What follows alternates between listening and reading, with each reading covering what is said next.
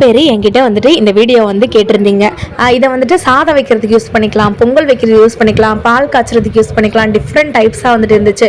147 ரூபா, 209 ரூபா அப்படின்னு சொல்லிட்டு சைஸ்க்கு ஏற்ற மாதிரி உங்களுக்கு வந்துட்டு விலை இருக்குங்க. என் கையளவு வந்து பார்த்துக்கோங்க. ஸோ இதுதான் அளவு. நான் எந்த ஒரு பொருள் காமிச்சாலும் கையளவு பார்த்துக்கோங்க. மேலே ஒரு ஸ்டிக்கர் ஒட்டியிருக்காங்கல்ல, அதில் என்ன ப்ரைஸ் இருக்கோ அந்த ப்ரைஸ் தாங்க.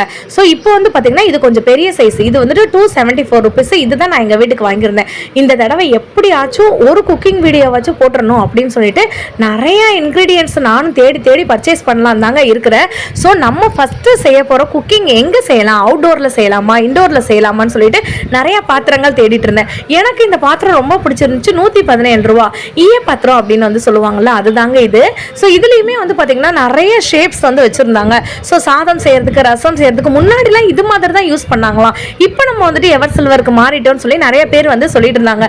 எனக்கு என்னமோ இது உருண்டையா இருக்கிற பானை வந்துட்டு ரொம்ப பிடிச்சிருந்துச்சு. அப்புறம் எங்க அம்மா வந்து சொன்னாங்க, இந்த மாதிரி பானை எடுக்கிறத விட இந்த கல்லு சட்டி அப்படின்னு சொல்லி சொல்லுவாங்களா, அந்த மாதிரி எடுத்தேன்னா இன்னும் லாங் லாஸ்டிங்கா இருக்கும்னு சொல்லிட்டு அவங்க பொங்க பானை எடுக்கிறதுக்கு அந்த பக்கத்து வந்து போயிட்டாங்க. கல்லு சட்டி எதுன்னு கண்டுபிடிக்கிறதுக்கு 10 மணி நேரம் ஆயிடுச்சு. இதோட லாங் வீடியோ பார்க்கணும்னு நினைச்சீங்கன்னா மறந்துடாம பேஜை ஃபாலோ பண்ணிட்டு லிங்க்னு சொல்லுங்க. இதெல்லாம் 288 ருபீஸ் தானாங்க. நல்ல பெருசா வந்துட்டு இருக்கு. 269 ருபீஸ்க்குமே நல்ல பெருசா வந்துட்டு இருக்குங்க. இன்னும் பெரிய சைஸ் வேணும்னு நினைச்சீங்கன்னா 400 ரூபாய்க்கு ஒரு பானை வந்துட்டு வச்சிருந்தாங்க. அதுவுமே சூப்பரா இருந்துச்சு. இது பாருங்களேன், ஒரு படத்துல இந்த மாதிரி கவுத்து போட்டுட்டு அதை எடுக்க முடியாம கவலைப்பட்டுட்டு இருப்பாங்களா, குட்டியா ஒரு அண்ணனுக்கு பாண்டியராஜன் சார் கூட அப்புறம் வந்துட்டு எடுப்பார்ல, அந்த மாதிரி வந்துட்டு இருந்துச்சு.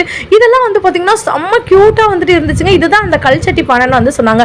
மதுரை மாவட்டத்தில் இருக்கக்கூடிய சூப்பர் சரவணா ஸ்டோர்ல 7th ஃப்ளோர்ல தான் எடுத்திருக்கேன்.